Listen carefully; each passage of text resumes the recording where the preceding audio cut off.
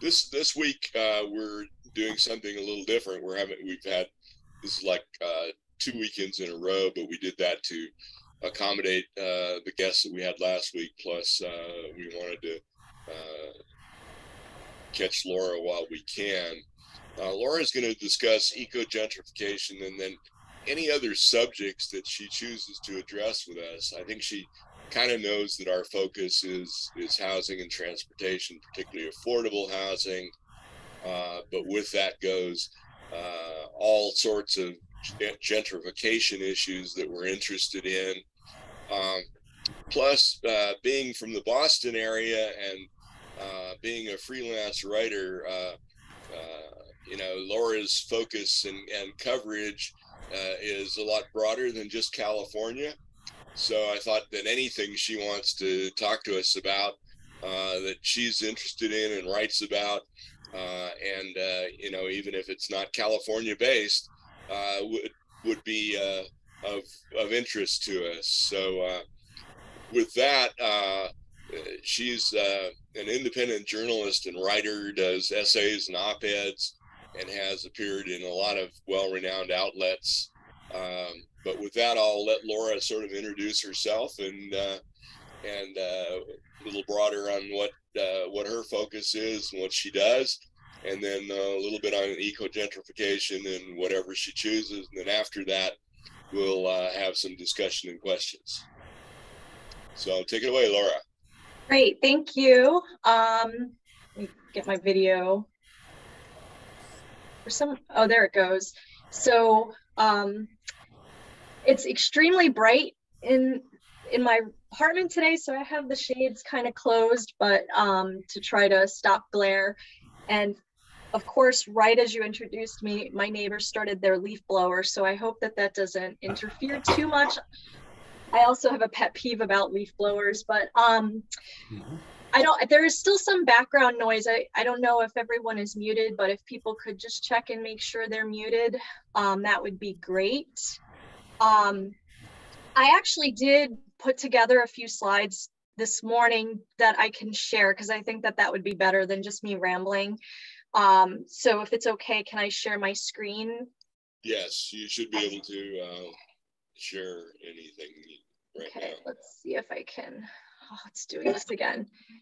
Hey, Eric, can you help me? It's doing that thing again. The same thing where it's not showing me it's taking me to a different screen. Alt tab. First. Okay. And it's still not showing me it. I don't know why it's doing this. Is that it? Okay. You guys, can you see that? Can people in the audience see my screen now? Yes. Okay, sorry, I don't usually work on this computer. I work on a Chromebook, but it's not good with Zoom. And so I'm not as used to it. But this was my article for those who haven't seen it. It was in Salon. I think it came out in February about eco-gentrification. And I'm going to talk a little bit about, let me move this out of the way, about why I wrote this piece. I'm going to give a little bit of background on what kind of inspired it, and then a little bit about my bio, because I think it's relevant to why I wrote this piece and why I'm interested in this particular topic and housing in general, and the intersection of housing issues with the environment.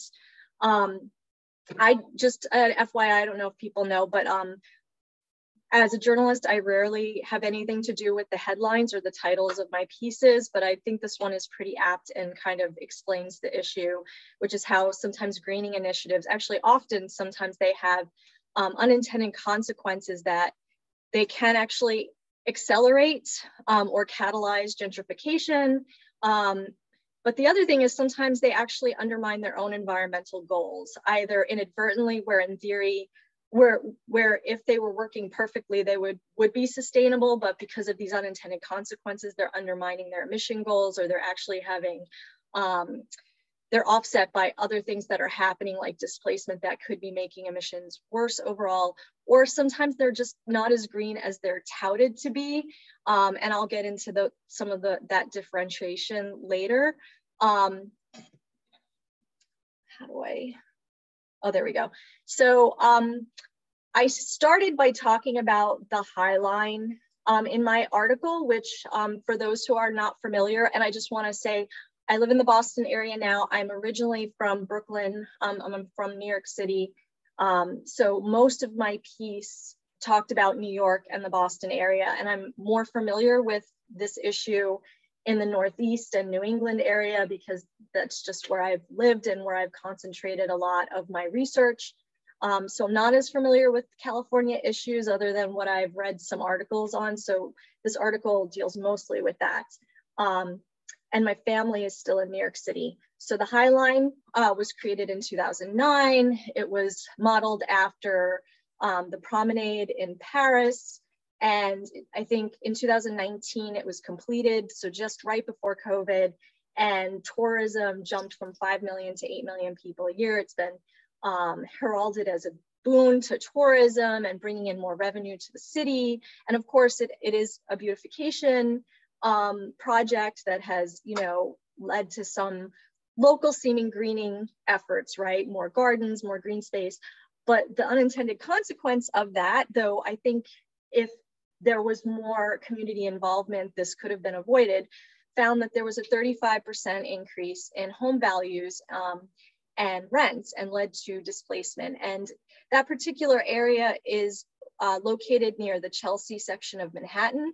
It was an area where there was 2 housing projects for low-income people, Black majority neighborhood. So, but those community members did not have as much of a say into this process. And that was one of the criticisms too, is that during this community process, the people who were most likely to be impacted by the escalating prices were not invited to the table to actually give their input about what to do. I didn't write about it as much I think I mentioned it briefly in the article, but also a lot of mom and pop or smaller scale businesses also shut down in and around the High Line too, because of escalating rents for their businesses. Let's see. I have to keep moving this. So one of the ironies, the sad irony I don't know why this is, sorry, it's just not letting me move this. Can I do this? There we go. Okay, so the sad irony is low-income communities, and especially low-income communities of color, are those who are most likely to benefit from having more greening initiatives, especially ones that emphasize having more trees, more conservation lands, better transit. I grew up, and I'm going to get into this more in the next slide, but I grew up in a low-income immigrant community of color in New York City. It is an environmental justice community. So I've actually experienced these health impacts firsthand in my family and myself, but lots of asthma. Everyone in my family but me has asthma. And like I said, low-income communities of color, asthma rates are very high, and other respiratory illnesses. The lack of tree cover translates into temperature disparities, with more people experiencing sweltering conditions, heat stroke. In my neighborhood, in my apartment building growing up, it was not unusual to have it be like 98 degrees every single day for like in the summer in my apartment. My grandmother had several heat strokes where she had to go into the hospital. My dog died of a heat stroke. We actually, because in Brooklyn, there was this phenomenon, I think it's more regulated now, where they would take the screws off the fire hydrants, the kids, just for relief from the heat, but it would drain the water supplies from the nearby buildings. So a lot of times we didn't even have water in our apartment during the summer. So these are the kind of disparities that a lot of low-income communities of color in dense urban neighborhoods deal with. And they're the ones that could benefit the most from extra trees, more green spaces that would help cool the area. But unfortunately, when a lot of these projects do come, they wind up displacing people because of increased attraction to the area that then gets more white and affluent people moving in and property values going up.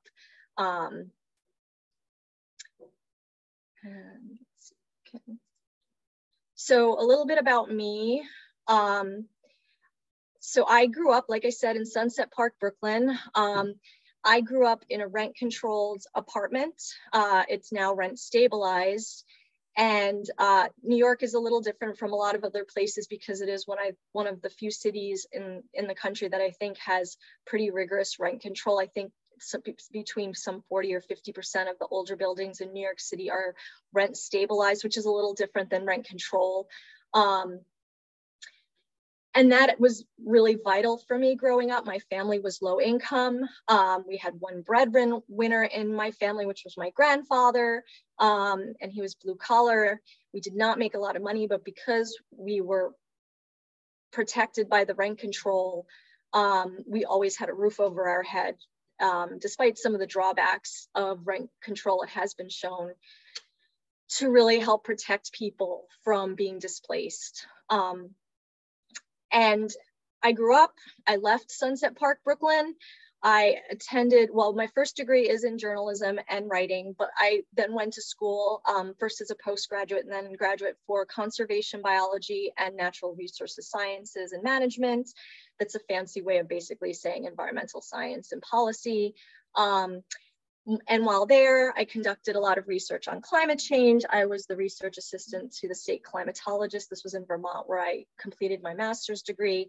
And a lot of my study focus was on sustainable agriculture, as well as transportation issues related to agriculture, and also mass transit in this was in Vermont, so kind of like cities that were in dense urban cities, but were up and coming or getting more affluent or getting more student populations. So a lot of my journalism on environmental issues are informed by my academic and professional background.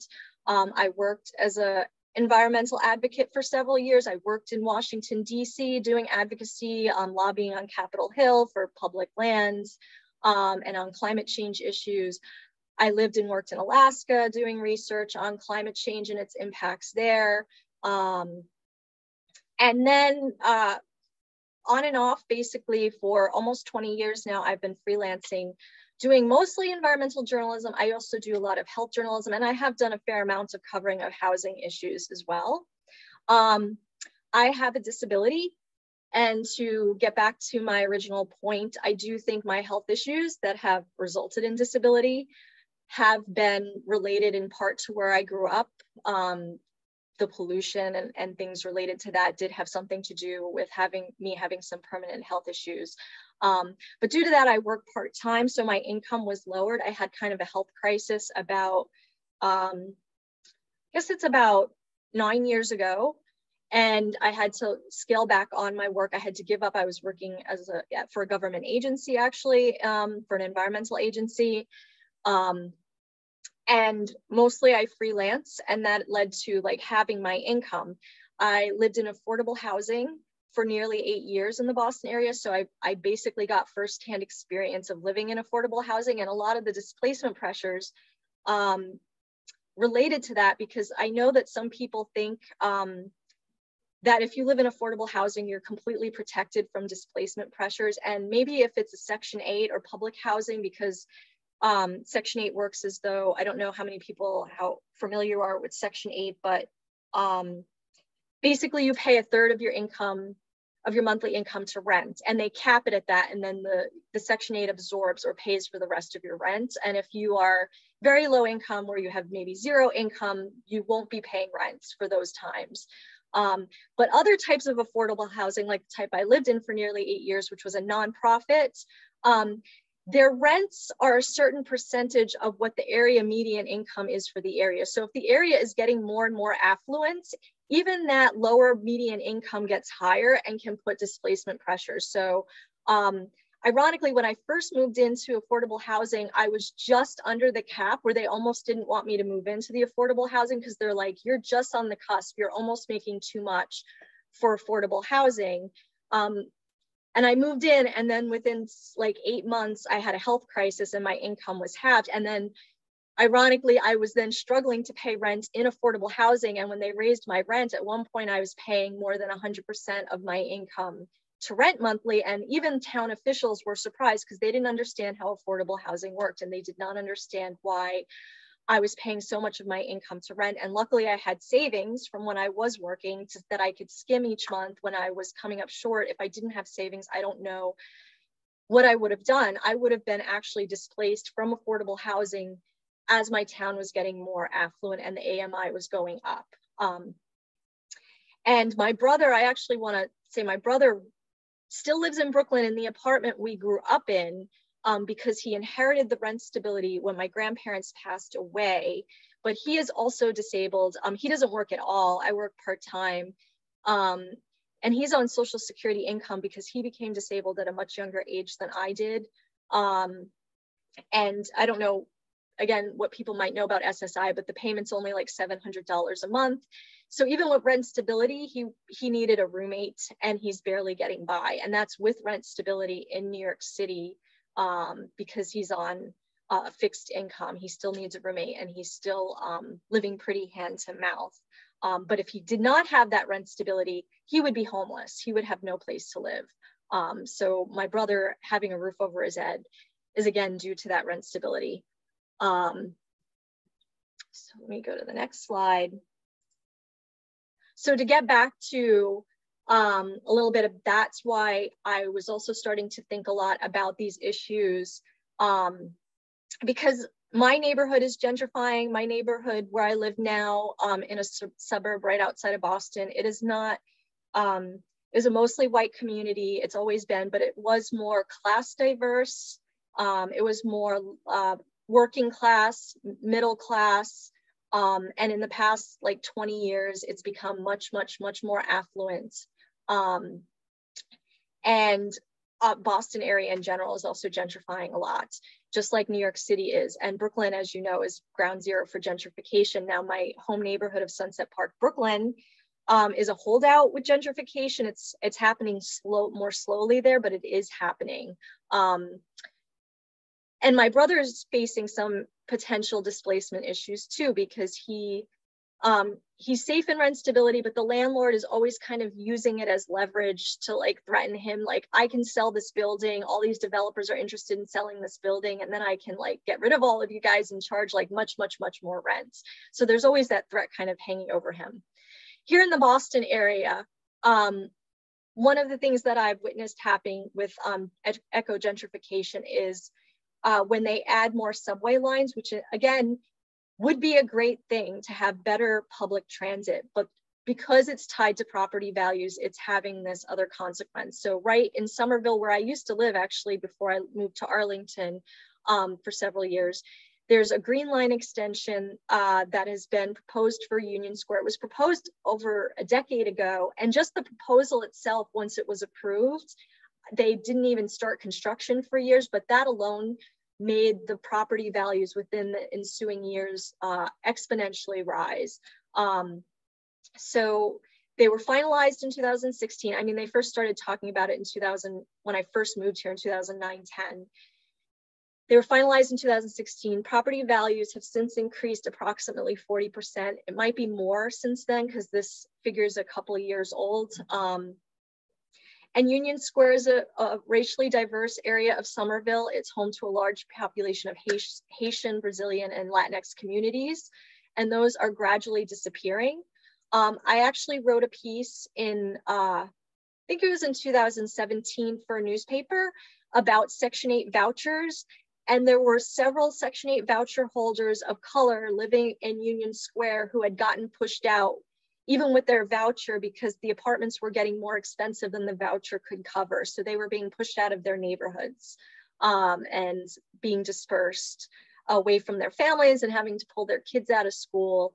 So this was having an effect of making that area whiter, more affluent, and displacing these other families out of the area. Over in Boston proper, which is covered in my the Salon article, the EcoGentification article, there is a station that was opened, I think is a commuter rail station in Blue Hill Avenue, which is in Dorchester, that is a Black majority neighborhood. And the neighborhood wanted that extension because, as I discussed in my piece, a group that had been advocating for it, you know, it's a form of transit racism when they don't have proper public transit in communities of color. But now that it's implemented that extension, people are experiencing steep increases in their rent. In the article I hyperlinked to in my piece, which is a WBUR public radio article, the tenants were saying they were getting an average of $300 a month increase, which for them isn't doable. And some of them now have to move and cannot now enjoy the transit access of this thing that they advocated for.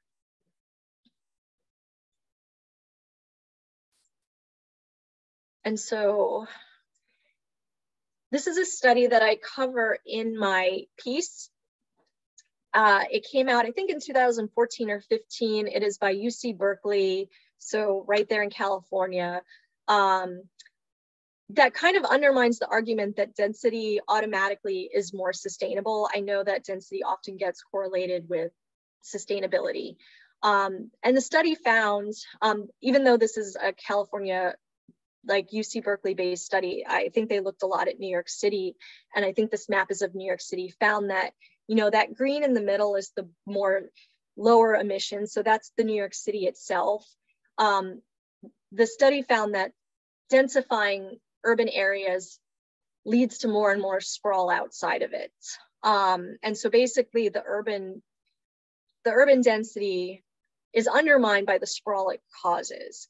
And I know that there are some arguments like, well, that's why we have to make New York City even more dense so people don't have to sprawl out. But I don't even know if that would be possible without, because areas have carrying capacity, right? They're gonna need services that can't all be sourced right in New York City. The more you densify, the more you're gonna need more services, products to be shipped in. Not everyone's gonna wanna live inside New York City. Not everyone will be able to afford it while we still have like commodification of housing and speculation. So we could talk a little bit more if you want about like filtering and trickle down and these things that I'm very skeptical of, but at least in reality, it just shows that New York City is undermined. And another interesting thing they said in this study was that even if you densify suburbs, and I'm living in one of those suburbs that are outside of the city, a lot of times that doesn't help either, because then you're sort of creating more sprawl for those suburbs, like offshoot suburbs of those suburbs. One, because as those areas densify, they're also getting more unaffordable and people get pushed out. And I see this here in my own neighborhood where people who are our town's teachers or librarians, they can no longer afford to live here. So now they live, you know, another 30 or 40 minutes away and they have to commute in. So there's that part, the displacement part of it. But also, as you densify, they find that it concentrates affluence. Like a lot of these denser areas are becoming more and more affluent, and density is now being correlated with affluence. And more affluent people have higher emissions. I have a theory that I don't know has been tested much. I've interviewed people about it. That also, I think when you have a lot of affluent people, when you don't have a lot of class diversity in a neighborhood, I think it actually also makes people have more emissions, because there's sort of this keeping up with the Joneses mindset, where if you lived in a more class diverse area, there wouldn't be as much competition. Some of the urban geographers I interviewed for the piece did say they believe that happened, but that's kind of early stages. Like there hasn't been a lot of studying of that, but I do think that's another thing. When you concentrate too much in affluence, I think people are going to buy the bigger cars and the bigger houses because they're competing with each other. And that is also leading to why some of these more dense suburbs are also getting more carbon, having higher carbon footprints. So that was the study in UC Berkeley. I'm now shifting to another study. This was by Jennifer Rice. She's another urban geographer. She is based at the University of Georgia, but she studied EcoGentification trends in Seattle. And she also talks about the term carbon gentrification, which can sometimes mean the same thing as eco-gentrification, but I think it's also that idea that as you get more public transit, more like green initiatives, you're pushing people out. And those people now have to commute longer and longer to get into their areas. To bring this back to like my own experiences, I noticed as places get more affluent, like I said, there are librarians and teachers now in my town who've now been pushed out because as this area gets denser, it's getting more expensive. They can't afford it. So now they have to move to Framingham or these other areas that are 30, 40 minutes away. And now they have to commute in or commute longer in. So now those emissions are canceling out the density of this area because those people were pushed out. And I feel like this is just something that's not on a lot of people's radars, because I feel like a lot of people at the table making decisions about this are people of great privilege who are not really talking to a lot of the low income people or working class people who are being impacted in this way. So they're not really seeing it or understanding it. So if a low income person now has to be pushed out of that area where maybe beforehand they could take the bus because they were living right there, but now they no longer have a bus. So now they have to buy a car to still access their job. Or maybe they did have a car, but they were driving more hyper locally, so their emissions were lower, but now they're being pushed further away. So now they're driving longer to access their work or their healthcare or their family networks that they've been displaced from. And lower income people are more likely, when they do have cars, while lower income people are less likely to own cars and drive, when they do have cars, they're more likely to have cars that are less efficient, that emit more greenhouse gases. They're not really the people who are going to be able to afford new Priuses. So if you're pushing them out of the area, forcing them to get a car or use their car more, it's probably going to be emitting more. So that is something I've been really interested in, because as with Seattle, this piece looked at Seattle. What I think part of the problem is there's a lot of hyper concentrating of certain very affluent industries, like in technology, Amazon, biotech, that is drawing a lot of white collar workers, making good salaries. But as they move in, they're pushing out the people in the service sectors, home health aides, domestic workers, blue collar workers. They're getting pushed out because they can't afford the rents. And ironically, they're not, similar to what I said before, now they're the ones who can't access these better bike lanes and these better transit options that are being put in for the white affluent people who are moving in, who are actually less likely to use it as much as the time, because low income people are more likely to use public transit a lot more. So I'm glad to talk more about that during the discussion. Other things that I feel can be greening initiatives that can lead to displacement that I talk a little bit about in my piece is, I know there's been some moves to do parking restrictions or minimums, both sometimes with new developments to get rid of parking lots altogether, or to do a lot lower capacity lots, or get rid of street parking. I've even seen this happen here in Boston. I mentioned it in the article. There are some landlords, including in affordable housing, who are trying to demand that the tenants cannot own cars. Again, lower income people are less likely to own cars, but many studies have shown that when lower income people do own cars, it is more likely to be critical for their job stability and economic stability and economic mobility. So if you're taking away their options to use their cars, you're taking away their options to access better jobs or better pay. And so it becomes an equity issue. And then ironically, you might be pushing them out again. So now if they really need that car, they have to move out of the area and they'll be driving longer. And this is something I dealt with right here in my town.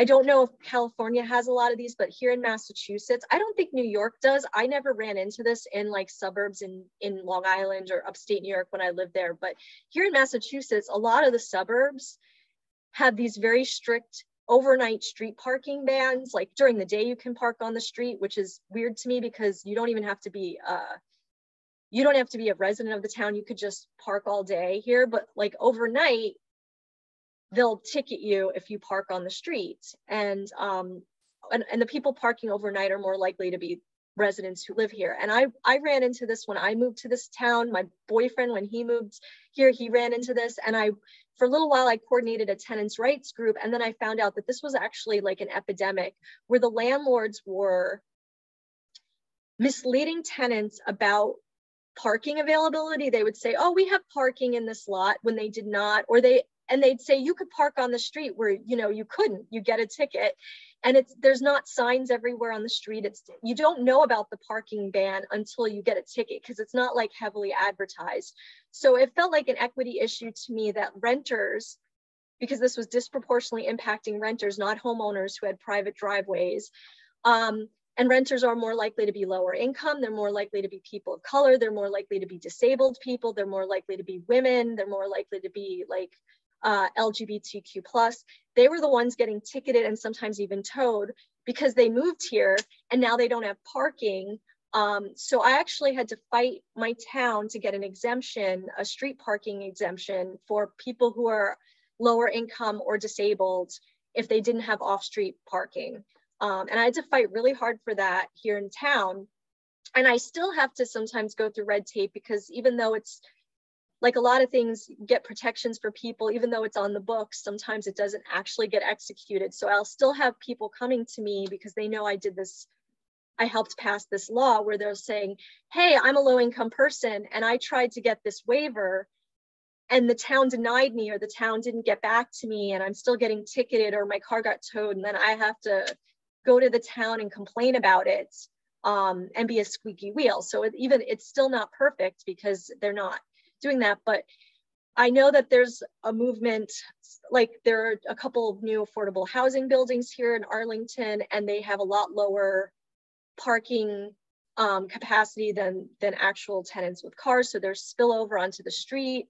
There is a place in Boston I spoke about who they're in affordable housing trying to tell tenants they can't own cars. I don't even think that's legal if the person's disabled. But I think that's another thing that I've seen this argument play out a lot on social media, where people are like, just bike or just take the bus or just do that. And it's not realistic for a lot of if you're a low income person who has 2 or 3 jobs that you're trying to get to that are all over different areas, it's not practical to take public transit. If you are like my grandfather was a blue collar worker who had to take his own equipment, his own ladder, his own, toolbox. He couldn't, and he had to go from house to house all around New York City. He wasn't going to be able to take public transit to do that for his job. Lower income people are more likely to work overnight shifts and late night shifts, where at least here in Boston, New York City has 24-hour public transit, but here in Boston, it ends at midnight or 12:30. So if you're someone who's working till a shift that ends at 2 a.m. or 4 a.m., you're out of luck. And obviously here in Boston, we can get pretty harsh winters. You're not going to ride a bike at 2 a.m. during like a snowstorm if you have to get to a certain job.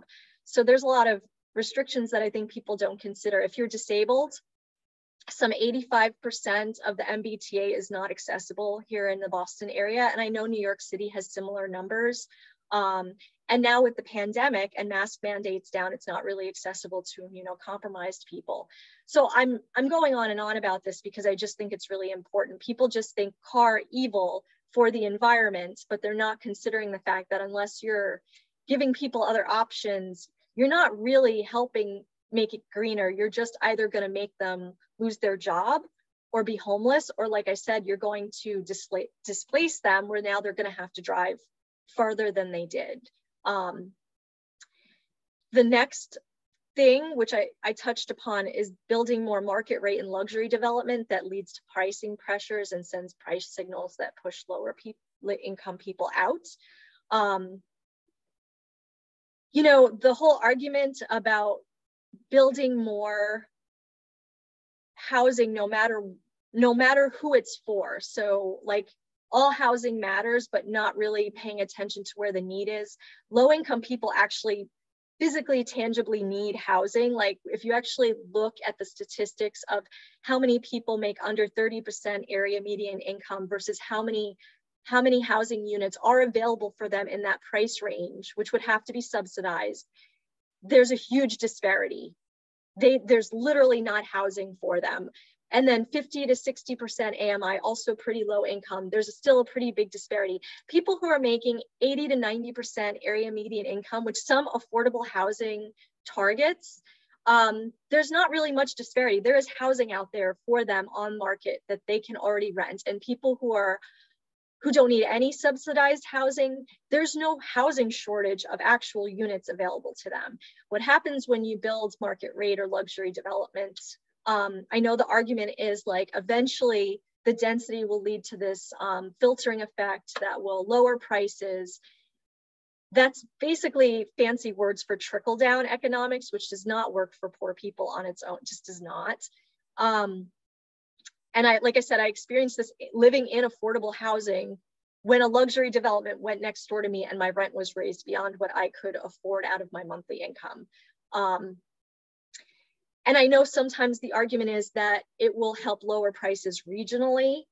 And oh, it doesn't push lower income people out of the region, or it may push them out in the near term, but not in the far term. But by its very definition, displacement is a local phenomenon. So when I hear arguments that, oh, the displacement that occurs, it's not regional, it's just local. I mean, displacement is local. If you are pushing a family out of their house, out of their neighborhood where their kid goes to school, where they have jobs, where they have healthcare, you are creating a massive issue with their instability that they may not be able to recover from. And you're breaking up those networks. You're probably leading them to either lose their job or struggle harder to keep it. So, and it is near term. So I'm not interested if like prices get lowered 20, 30 years from now by 5%. And I want to say most of the studies I've read, when they do say that the costs go down if you build just to build densely, I have never seen those prices go down to any kind of, even within any kind of limit that would be accessible to lower income people. The benefits are still for higher income people, those lower prices. So in the short term, those pricing signals push people out. So sometimes I'll see, to make this an example, and I'm sure you're familiar with this, this is happening everywhere, even in California. Oh, there's this big building getting built. It's got like 100 units or 200 units, but hey, 20% of it's going to be affordable. But that affordable housing is really priced at 80% area median income. That is still way too high for lower income people. Section 8 voucher holders cannot live there. It's too high for them. And that's way above the area median income for Black and Latinx people. So it's exclusive to many families of color. So then the landlords in the older buildings see that this big, new building went up. Most of the vast majority or the majority of those units are luxury priced. They're gonna raise their rents because they're gonna see that pricing signal. I've experienced it. I know many people who have experienced it, and then you get pushed out if you're not protected by other things. The other thing that I see packaged a lot as a green thing that I think can have gentrification impacts are the emphasis on smaller units or micro units or SROs and sometimes communal housing. And I'm not saying those places can't have their place. I think they could be if they're a part of the equation. And I'm not suggesting that it's bad to get rid of ones that already exist. I know SROs can be really critical for low-income people already living in them. But I've noticed a lot of housing, including affordable housing, is trying to give these very tiny units. And the problem is, if you're a disabled individual, you might need a lot more space. You're not going to be able to climb a ladder to a loft on top in this tiny, I've seen some of these pictures. I, as a disabled person, could not access this. If I'm using my mobility equipment, I can't be in these tiny little rooms or hallways that I can't even get my rollator through, my scooter through. And if you're a multi-generational family, which a lot of low-income people and communities of color are more likely sometimes to live in multi-generational families. I lived with my grandparents, my mother, my brother, my uncle, and sometimes my cousin, all in like one 3-bedroom apartment. So if we had to live in a studio, it just wouldn't be viable and we would be homeless.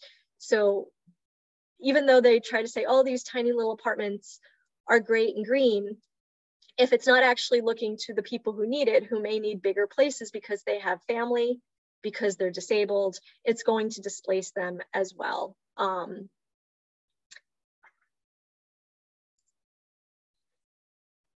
Other greening things that can happen that are called green, but sometimes can have unintentional consequences. And I don't get into all of these in my Salon article, but I wanted to mention some of them.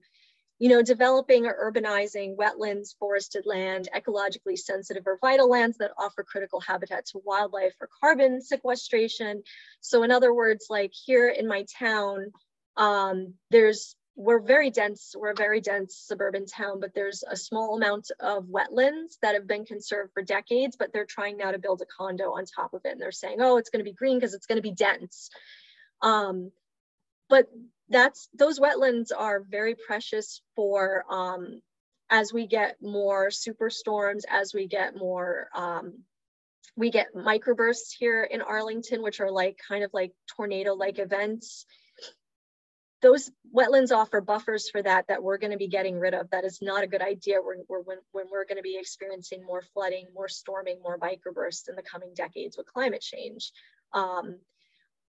And I feel like sometimes in the whole density rush, people are not looking at that. Even right now, there's a project that's being proposed in my neighborhood to cut down one of the few forested lands for like a mountain bike tract.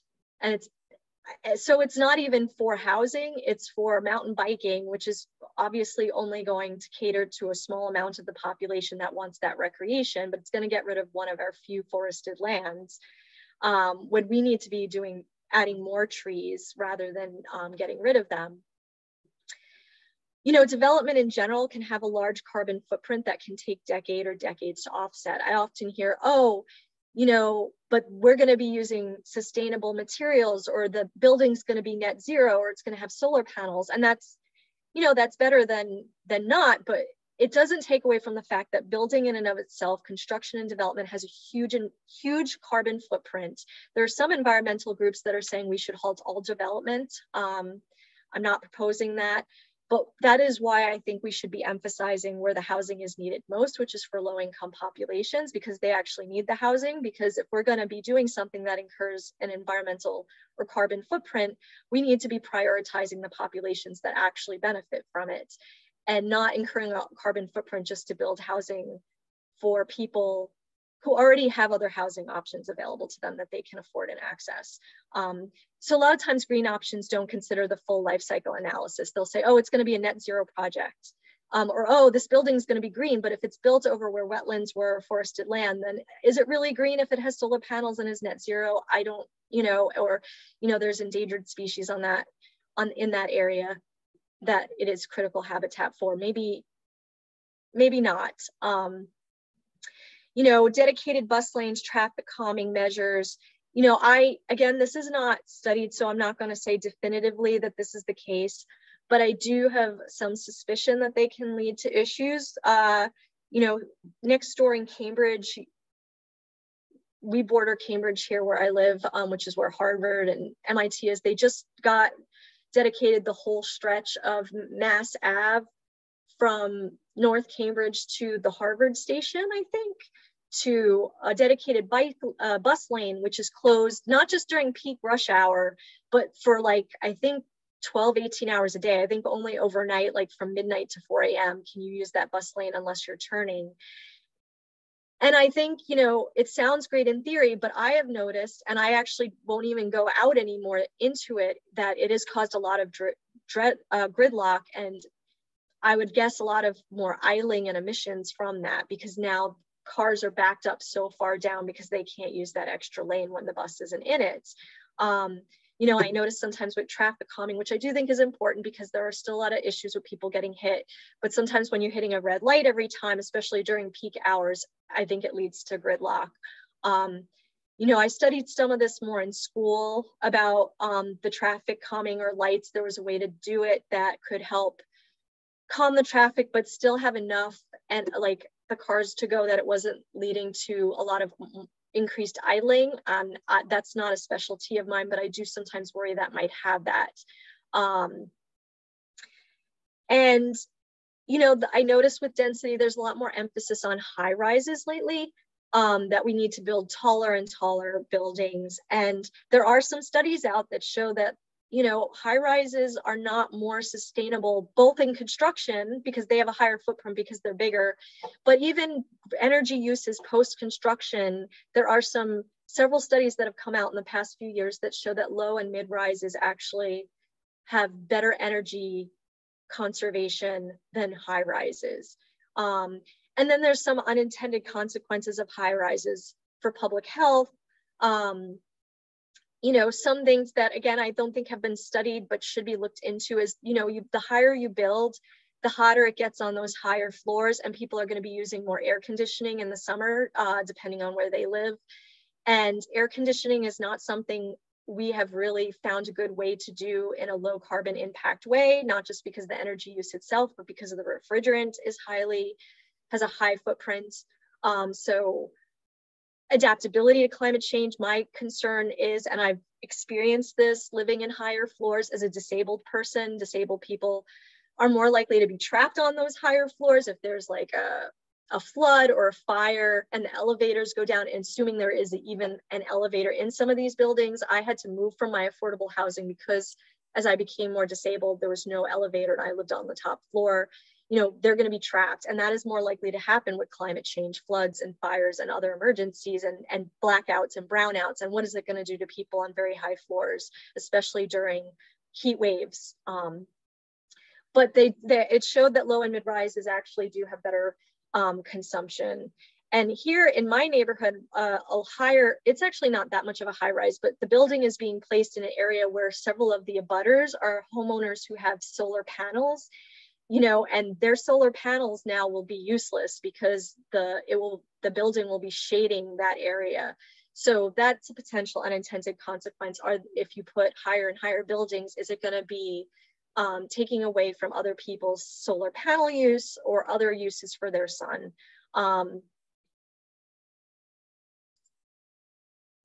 So in my article, I talked briefly about this. I don't know if California has a program like this. It's called the Massachusetts Community Preservation Act.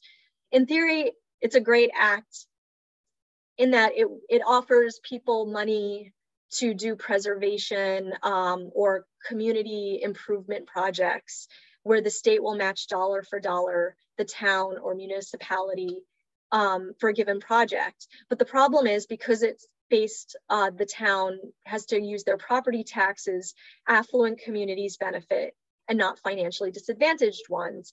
And there's been a lot of studies about this in Massachusetts, where when the CPA was created, it was created for the purpose of, yes, greening areas, yes, historical or cultural preservation, but also, you know, people were supposed to, each municipality that adopted the CPA was supposed to dedicate 10% or more to affordable housing, either improving existing affordable housing or advancing affordable housing or creating new affordable housing.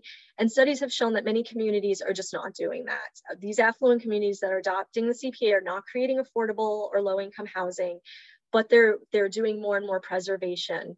And I don't have a problem with preservation in and of itself, but I feel like when it's being used in areas that are already pretty affluent, already have a lot of green spaces, to me, it's a way to use greening to become more exclusive without counterbalancing with the affordable housing. And then the low income communities can't access the CPA to create more affordable housing to help salvage their communities so they're not being displaced. So I was critical of the CPA for that. I think that it should find another way to fund these projects so that lower income communities can have community land trust and can do more greening projects, because like I said, some of these communities need more tree space, more cover, more conservation lands, and affluent communities should be pressured to do more low income housing projects. So I'm finally getting toward the end. Thank you for your patience. The solutions I go into, the first ones, these are ones that I went over in my article.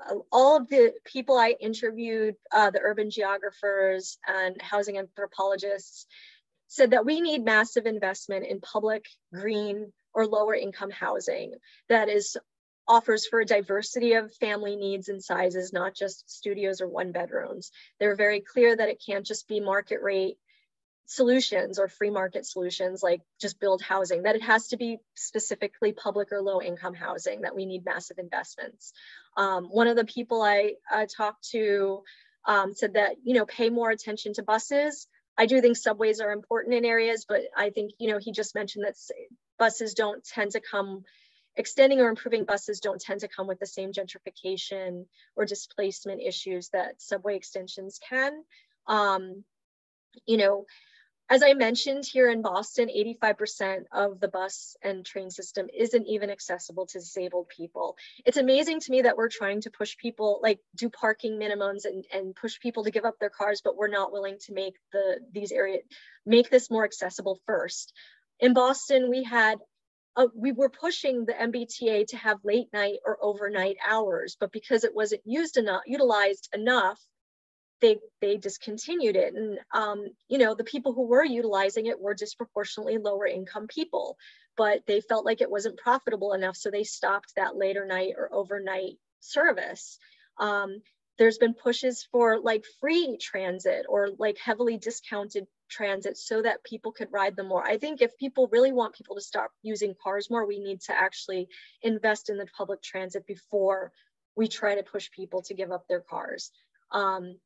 I think community land trusts are really important. And I know that there's been a lot of movements in lower income communities to open up community land trusts, because I do think it's important to have people to have more equity stakes in the land, have more ownership stakes. I mean, Black and brown families, especially African-American families, have very low home ownership rates to this day, and that's an inequity issue. And I think rather than just pushing people to rent, we should have more ownership opportunities for Black and brown and lower income families. And community land trusts are one way to do that. And I know that I tried to touch base with a place in Brooklyn in an area that's being gentrified, I think in East New York, where they started a community land trust to try to like buy up land instead of developers to create lower income housing to actually serve the people who live there. And they had some success rates. Unfortunately, I didn't touch base with them until after I filed the article. And I know that that has happened here in Boston. Actually, City Life Vita Urbana, which I quoted in the article, they just bought a bunch of housing. I don't know if it was via a community land trust model, but they bought housing themselves to be able to offer to low income people. So actually having a stake in the game to get some of these areas off the market.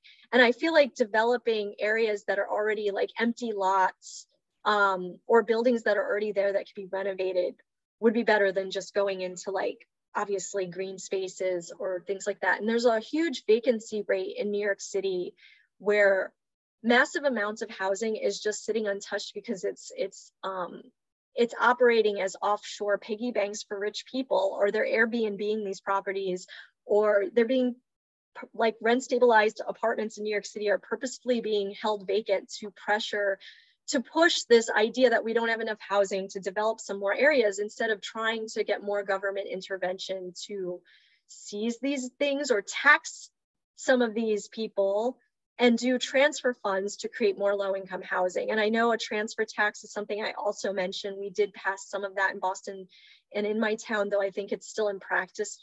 We haven't actually gotten the approval to do it. Expanding housing vouchers. Like I said, I'm a Section 8 housing, I'm a Section 8 voucher holder now. I got my voucher in 2019. It's the only way I was able to move out of my affordable housing. Studies show that people with vouchers, if they can have better access to better neighborhoods, there can be better integration, less segregation of neighborhoods. The problem with housing vouchers is that a lot of times there are payment standards that are imposed through the whole metro area, and it doesn't matter which neighborhood, you have to do this median income.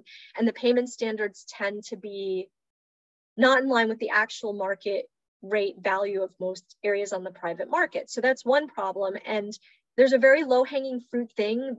There was a court case, and housing authorities can adopt what's called a small area market rate formula for payment standards, which means that they'll go by the zip code to determine what the price is that the voucher user can rent up to. And that would be more equitable because people wouldn't be forced to stay in low-income neighborhoods if they wanted to move to another neighborhood, they'd have more freedom and more options for rentals.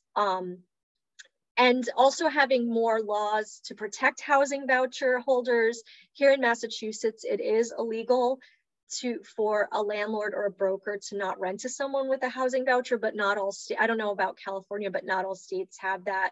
And even though it's illegal here in Massachusetts, there's not a lot of teeth behind that law. So even in states where there are laws, actually having more options if a voucher holder is being discriminated against so that they can do that. The book Evicted, I don't know if people have read that book. It won the Pulitzer Prize a few years ago. Matthew Desmond wrote it. He's a big endorser of the concept of universal vouchers and making vouchers an entitlement program instead of a discretionary program like SNAP or Medicaid, where if you qualify for it, you get it. And that would mean more people would have housing vouchers and could live where they want to if these other things happened, instead of just having to build. And in Evicted, he says, I just don't think it's possible to build to this need when we can have other options. Rent control and stabilization, like I said, it does have some drawbacks, but the big bonus is that it does allow people to stay in their homes. It shows that it helps reduce displacement and keep people where they live. Some of the drawbacks are sometimes landlords then neglect the property. That has happened where I live because they don't feel invested in it. If it's taken to too far an extreme, maybe the landlord's losing money. I don't think that has to happen. I think we can create rent control and stabilization programs that, are not harming smaller landlords, but are benefiting tenants so that they can stay where they are. Investments in remote work and decreased work weeks. And this isn't in my article, but I support a lot more out of the box thinking about making it so people do not have to drive to work if it's a job that's not good for them, having more options. Commodify. I don't think housing should be a commodity that is speculated on in our market.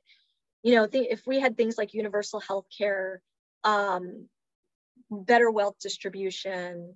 I even think looking into things like universal basic income, I think it could help people stay where they are, or if they want to move, be able to move, but it could lead to better housing equity. Some of those things are considered radical, but I think that they're less radical than what we're facing with climate change and the housing crisis, and make more sense. I think this may be my last slide. I meant to have like a questions or discussion slide, but I think it's not going any further. So I think that is the end of what I have here prepared. If people want to ask questions or discuss, I'm glad to talk about. I know it was a lot of information, so